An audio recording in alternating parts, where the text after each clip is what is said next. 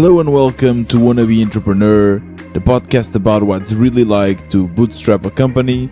My name is Tiago, your host, and this is one of two episodes that I release every week. I started this new format last week and the results were quite good, so I'm very excited to be here with you again. This episode is a more freestyle kind of episode where I share about my projects, I share about some tools for bootstrappers and some interesting things that happen in the community. And on Thursday there will be another episode which is more an interview format. Normally there's always another developer, another bootstrapper, another entrepreneur that tells us about their story. In this podcast, I don't do any advertisement, and the only way that I can keep this going is with the support of members. And today I have to announce that we have 3 new members of this podcast. Besides supporting the podcast, they also have access to our co-working space, or if you want to call it like this, our virtual co-working space for bootstrappers, which is a community that we are building. And for now we have a Slack channel where all entrepreneurs, a lot of people that I interview and a lot of people that are members, can hang out and work together and ask questions to each other. And it's a great little space for bootstrappers, and they are all now members also of this space. And I want to announce and give a shout out to the 3 new members, starting with Gotham, and I hope that I'm saying the name correctly. He joined us. He's building Astramind.io, which is a SaaS platform for founders. It's a great place for people that are building in public to share their timelines and to share their products. It's a really cool product, and you should definitely check it out. I will link all of this in the description of this episode. And another member of our community is Leanne. Welcome, Leanne, to the family. She is a speech pathologist, and she's also building a project on the side. It's called Cover Art Crowd, and it's a cover art place, and you should also check it out. So really cool to have Leanne on board. And last but not least, I want also to give a shout out to Jeff. Jeff is a full stack developer, another developer for our community. It's always great to have them. And he's also growing his own blog and newsletter, which is called jeftmonson.dev. And I will link everything in the description, so don't worry, you can just go there and check it out. So welcome to all of these 3 members, and if you want to become also a member, join our virtual co-working space for bootstrappers. The link will be in the description, and you basically pay €4 a month, and you can get access to all these perks and support this podcast. All right, and now without further ado, let's get kicking. Let's start this episode. One of the things that I missed the most when I was living in Germany was the ocean. In Portugal, we are very blessed with a lot of great weather and a huge ocean, a huge coastline. And all my life, I've lived just 10 minutes from the beach. It's not that I love to swim. I also love to swim, of course, but I just love to see and watch the ocean, watch the waves, smell that smell that comes from the water. It's just so calming and peaceful, and it's amazing. And since a young age that I was blessed with the possibility to sail. My family was able to support it, which is not a very cheap sport, but I completely fell in love with it. Sailing is a huge part of my life, and I really missed it. So the first thing I did when I returned to Portugal was to try to find ways to sail. And I went on Facebook. Yes, Facebook is still alive. And I used the feature that so far, I think nothing has replaced Facebook in that particular feature, which is the groups. I know there's Reddit, there's Twitter, but the groups on Facebook, they are just more nicer. I don't know, they are cozier. And people are really active there. So there's a group which is called Sailing in Portugal or Sailing in Lisbon. Now I don't remember the name. But I basically went there and asked, can I join you sailing? Is there anyone actually racing, doing sailing races? They are called regattas. And immediately I got some responses. And yesterday, for my first time, I was doing a regatta in a bigger boat, in a bigger sailing boat. And it was really, really amazing. It's a real team effort. And we started really great with a nice wind, with a lot of adrenaline. But after crossing the first buoy, the wind shifted and there was basically no wind. We were still going in the right direction, but we are just being moved by the tide. And eventually we reached there, but because we kept on going, but we didn't have any control. And for some reason, that really resonated with me. And I could really connect this with my path as an entrepreneur. There are a lot of ups and downs. There are times when you are going super fast towards your goal and you're having the time of your life. And there's times where everything moves super slow. And what is really important always is to make sure that you are going in the right direction. I love to take a step back and make sure that I'm going towards my goal. I do a revision of my plan and I make sure everything is going in that direction. And one thing that really helps to make sure that you are going the right goal is to talk with your community, is to talk with your users, and to just make sure that they are still happy with what you're doing. And sometimes just ask them point blank, why are you not using my product? What are the problems? And don't be mad at them if they give you honest feedback. Be happy that they do, because it's really important to listen to what your users have to say. And I know that it's very normal that people in the beginning, they get very defensive, because if it's their product, so they get it's like their baby, right? And when someone points a certain problem, a certain feature that is missing or that makes no sense, we tend to try to justify ourselves. Don't do that. Really.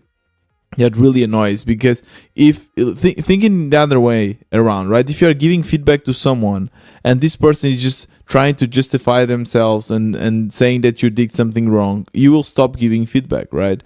So it's really important to just listen to what they have to say with a very, very open mind, and make sure that you know how to take this feedback and to make it into your plan, so that you are, even though you're just being pushed by the tide, you are going still towards your goal, your final destination. This week I tried to do that with my new Change It feature.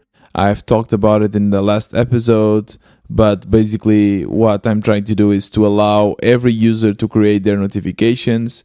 But that was not happening. For some reason, I released that feature, and normally it takes some time for people to update the app and use it. But even my more active users were not creating any notifications. So I asked them. I have a Discord community only for Change It, where I normally use it to speak about new features and speak about sustainability. And I also have access to some of the core users. And I asked them point blank why they were not using it. And I got some really eye-opening answers. First of all, is that they didn't know what to write about, which makes sense. I mean, you are living your life and you are not always thinking about new Change It notifications, right? So this is something that it takes time. One of the users, Louisa, she even said that she got some inspiration from my Change It tweet So I have also an account for Change It on Twitter, and I did some tweet about sustainability, and she got some inspiration from that.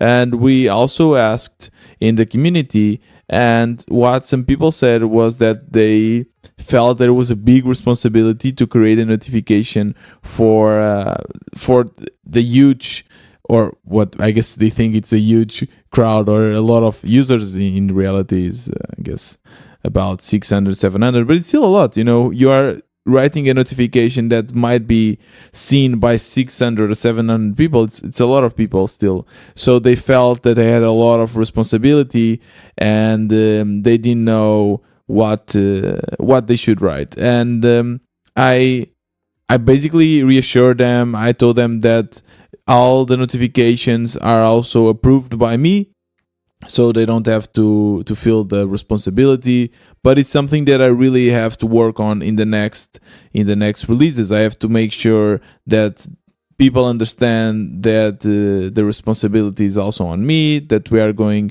to review the notifications, that they can delete the notifications after they create them if they're not happy with it. So it's all about also showing this new feature to the user, and also giving some suggestions. Maybe I can create other notifications to promote people and give ideas on what they can write about. So this is something that I'm learning from my users. Even though it feels that I'm going in the right direction, it's going slowly, and I'm getting the feedback from my users. Another great example happened with this podcast, with the community I'm building. We talked a lot about the audience first approach, which basically means that you start by building an audience, and then you build products for those members, for that audience. And that's great, because basically you have a better intuition what this community needs, and you immediately have a distribution channel. And that's really, really important. And that kind of happened now with Wannabe Entrepreneur, because my podcast, the way I'm making money is with the membership, as you know. And one thing that I really enjoy, that is kind of a side product of this podcast, is the community. And we have a Slack community for bootstrappers. And I always thought as this community as a way to support the podcast, as a perk of a listener. But I recently started to realize that this community can be a product of its own, because we are all bootstrappers, and being a bootstrapper means that you are mostly alone.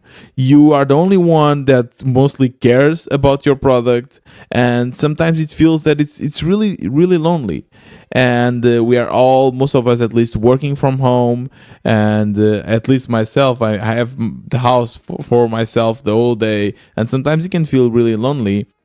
And I miss having my peers, having my colleagues. So I thought, okay, why not creating a virtual co-working space for bootstrappers? And then I realized that's basically what the Slack community is.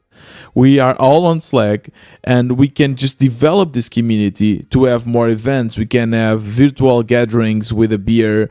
We can get people that live in the same city to hang out with each other. So we can really build a virtual co-working space for bootstrappers. And then I realized that you don't need to be a listener to be interested in this community. And that's kind of how I found out these newest 3 members, by just sharing the possibility of joining this Slack channel. And I think that's what I want to build as well, as a side project of the Wannabe Entrepreneur. I want to build this community. I want to help bootstrappers. And it's funny, because everything joins and gets together very well, because the reason why I started this podcast is because I found that there was a problem in the market.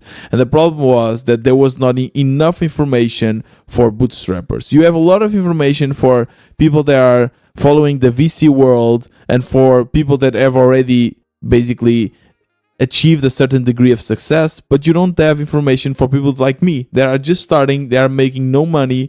And that's what I want to help. I want to help this community. And the podcast helps because I'm giving information about it. I'm sharing about my own journey and interviewing other entrepreneurs. And the community also helps, because you can find mentorship, you can find partnerships, and you can get advice from other bootstrappers and entrepreneurs. So I think it all kind of makes sense together, but it also makes sense separate, because you don't need to be a listener to be into the community, and you don't need to be into the community to be a listener. So it's still kind of intertwined, but I will try now to make the community as if it is its own product. And still, if you are a listener and if you want to join the community, by supporting the podcast, by becoming a member, you still have access to this community. So this is all happening because I'm listening to what my community has to say. I'm listening to what my users have to say, and that's super exciting. But anyway, that was the project updates I had for you this week. And now I want to switch the topics. I want to switch to the lifestyle of an entrepreneur, which is basically the segment where I speak a little bit about my feelings or what I felt during the week. And I felt a lot of things, obviously, but the ones that kind of got stuck in my mind were two main things. And the first one is how life in Portugal seems a little bit more stressful than in Germany. And I guess maybe it can be stressful everywhere, but what I feel that here in Portugal, there's a lot of stress. You always have to be somewhere else. So you are always with your car driving to pick up your kids, then to your work, then to the supermarket. And I hear a lot of people saying that they want to retire early, they want to enjoy life, they want to get out of the city. And when I hear that, I just think I really love to be an entrepreneur and to have the possibility or to have the freedom. I think that's kind of what all of us as bootstrappers, as entrepreneurs, that's what we want. We want the freedom of defining our own schedules, the freedom to make more money than a company could pay you, the freedom to do something that you really love and enjoy, the freedom to be fulfilled, to have a certain purpose. And I think that that's something that I really enjoy as an entrepreneur. And I hear a lot of people speaking about retiring early, and I think I don't want to retire early because I really love doing this. I love what I'm building, and I just hope that I can make money and I can keep up with this life, and I don't have to work for other companies ever again. But again, I don't know if that will happen. And another thing that I've realized is when people ask me what I am doing, I feel a little bit embarrassed, and I don't know. It's hard to explain. I guess for some reason, for me, until I'm making real money with my projects, I feel that all of these are kind of pretend, that I'm pretending, that I'm just on some kind of break between jobs. So when people say, "Hey Tiago, what are you doing?" I always say, "Now I'm not working." But I should say that I'm working. I always say that. Well, I always say that I'm working on my own projects, and I say that I have an app, but I never get too much into it for some reason. I don't know. I don't know if you can explain to me why. And I guess for the podcast, as a software developer, I think that having a podcast is not a job. Because I'm not building something, and I love to do it, but for some reason I cannot even convince myself that this can be a job.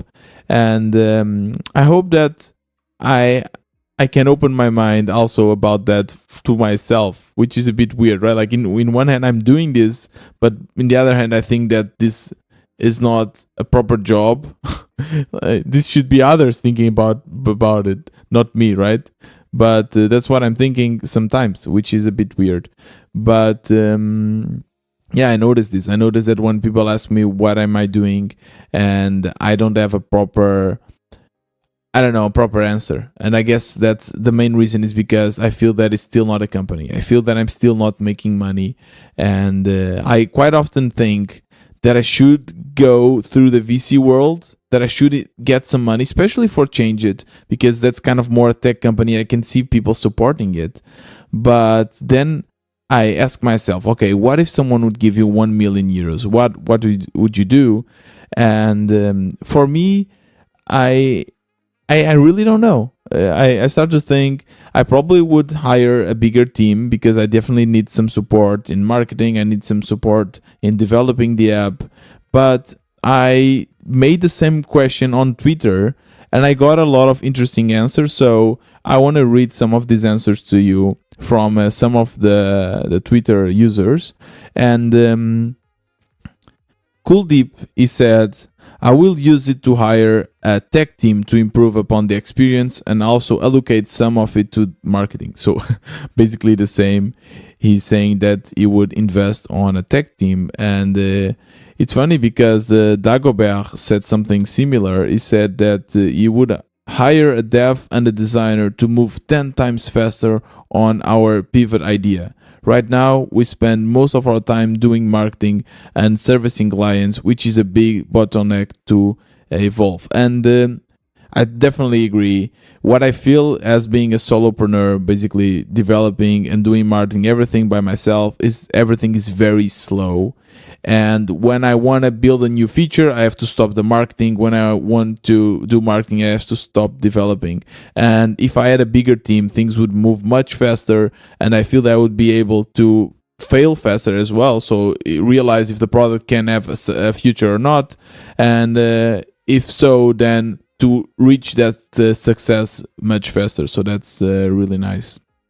And Contap app said that they would also invest in in-house development team, pushing integration development, and it's interesting because Contap is built by Giuseppe, and I interviewed him. Is I think one of the first interviews I did. If you go back to the beginning, and he told me in this interview, it's very interesting. He invested, I think, 10,000 euros developing the app, the first version, from his own pocket because he's not a developer, he's a marketeer. So he had actually to hire a team, an outside team, to do it. And I guess for him it's really hard because every time he wants to develop something new, a new feature, he has to always connect back to this team. And having a team of his own would definitely be a great way.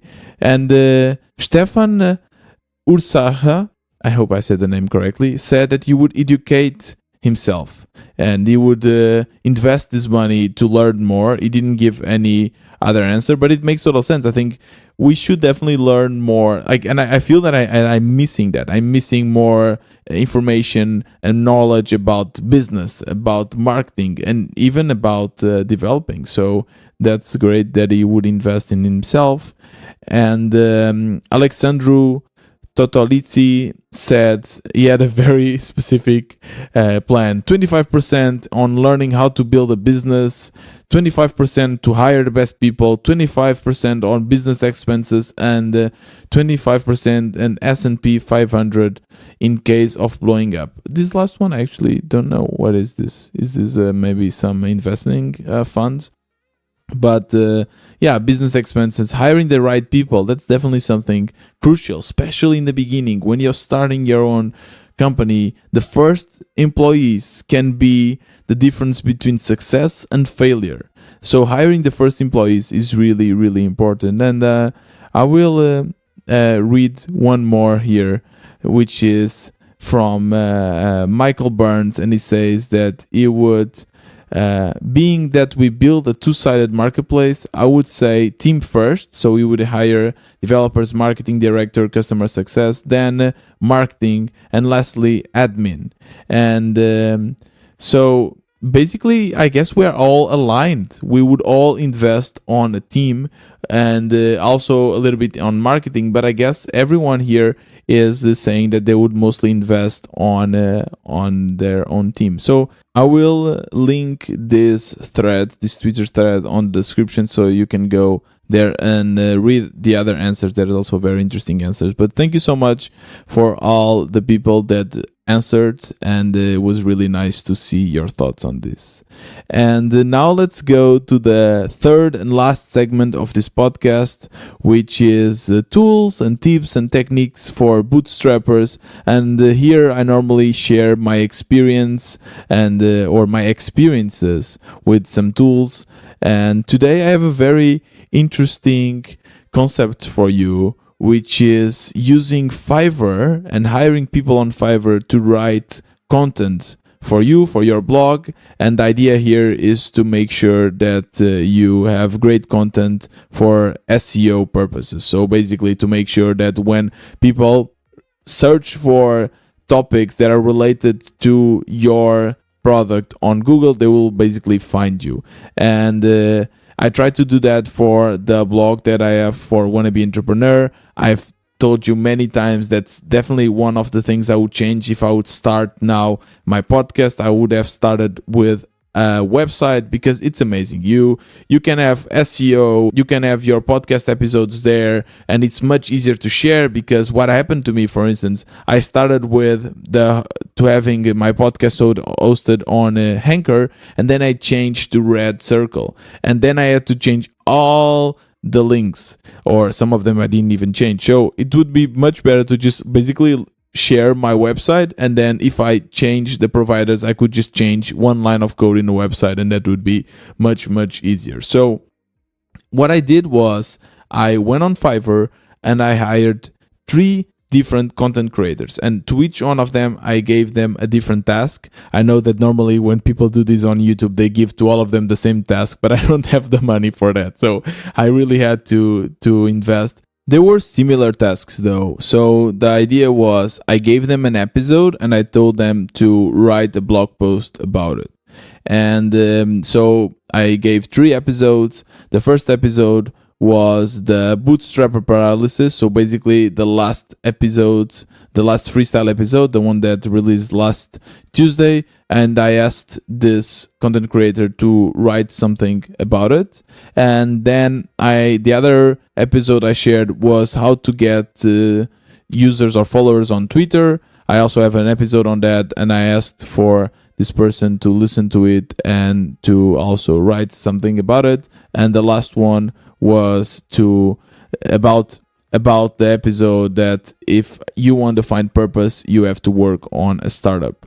And I want to give you the results, but let me just tell you that the reasons why I picked these 3 episodes are that the first one, the bootstrap paralysis, the one that I released last week, is just because I'm trying to increase the marketing I'm doing per episode, since I'm not releasing that often. So I want to have basically a SEO blog post about each one of these new episodes. And the other 2, the Twitter one and the one about purpose, is I selected them by going on Google Trends, the tool I also shared in the last episode, which is great to do an analysis of keyword analysis. And I tried to mess around with it and try to understand which keywords were being used the most. And then I realized that millennial and purpose were one of them. So that's why I called this blog post, How Can a Millennial Find Purpose at Work? So I hope that people basically search for it. I'm always thinking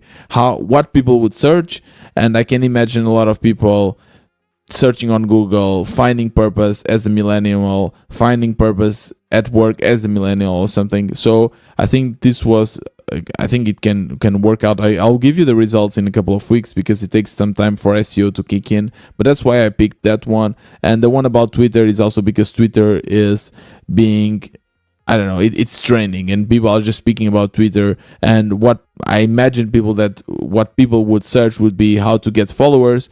And I did some analysis. One thing that I also do besides using the Google Trends is to just start typing on Google and see what are the autocompletes.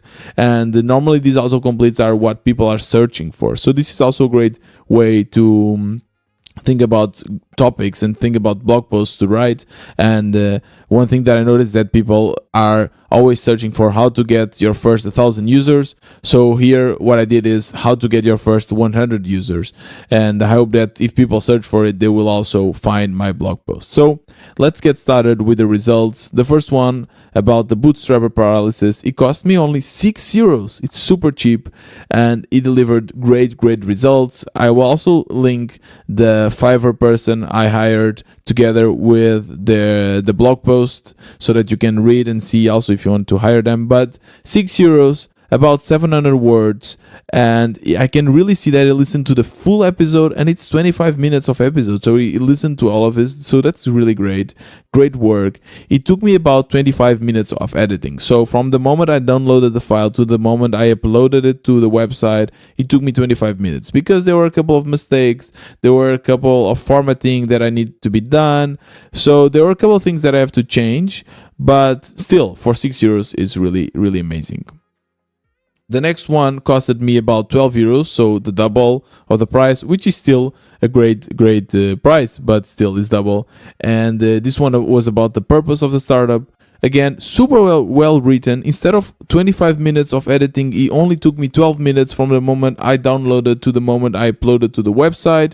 And great content. He also listened to the full episode. I think he wrote a little bit less than 700 words, maybe around the 500, but it's more than enough, and I'm really excited to see what people think about it. And the last one was about how to get 100 Twitter followers. For some reason, it seems that this person didn't listen to the episode, so it's still great content, and it's still a lot of really interesting insights about how to get your first listeners, but it's just not that connected to the episode. So at first I also thought that this person kind of maybe stole this blog post from somewhere else, because they were really interesting insights. So either since it's not coming from the episode, how either this content creator really knows about Twitter, or it kind of stole from somewhere else. So I'm not sure. I tried to search for separated sentence on Google. If you use quotes, you basically can search for that exact query, for that exact text, but I didn't find anything. So it took me about 15 minutes of editing, so it's quite nice. Everything was mostly well written, but I don't know, I just didn't like it so much because it was not connected to what I spoke about on the episode. Anyways, it was really still great, and I still uploaded to the website, and I think it will bring me some nice users. If I had to pick one, I would pick the first one, the one about the bootstrap paralysis, because it was a great content and it was only €6. But the other one about how to find the purpose on startup was also really well written. So this was my experience with Fiverr. To be honest, I will probably do this more often. For at least for every new freestyle episode I release, I will definitely reach out to one of these creators and ask them to help me write something, because it just takes a lot of time from your plate. I know I could also write them myself, but then I can focus on other stuff, and just for €6 I can get someone to write something about my episode, and it just doesn't take me too much time out of my plate. So I think it's a great strategy, and I'll keep you up to date in the future to see what were the results SEO wise. So am I getting traffic? Are people actually searching for it? So I will give you some update on that. And this is the end of today's episode. And last episode, it got me about 50 listens, which is quite good. Normally the daily episodes only reach about 30 or 40, and the interview with Kavya, by the way, you should listen to it, got more than 100 listens, so it was really great. But I hope that this one gets then more than 50, and we keep on growing. And to do that, I need your help. I need you to give me great ratings. So if you are listening to this on Apple Podcasts, if you are listening to this on a platform that allows you to give reviews, please give me a good review. This really helps to get other people to find me. Share it with your bootstrapper friends. Share it on Twitter. That also helps a lot to get more people, because your friends, they trust you.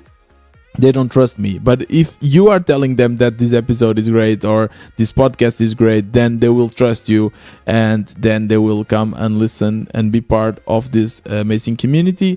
And last but not least, becoming a member, buying me a coffee, joining us on the Slack community is something that I really need, because it's the only way this podcast will continue, because in the end I need to make money. So the link will be in the description, and you can Click, you can see all the perks, and you can join the community. And shoot me a message on Twitter if you have any questions. Really, I really want to get to know you, and I really want to know your opinions. I want to know if you have other suggestions for topics, and I generally want to speak with you. So thank you so much. On Thursday there will be an interview, and this was another Wannabe Entrepreneur. See you on Thursday.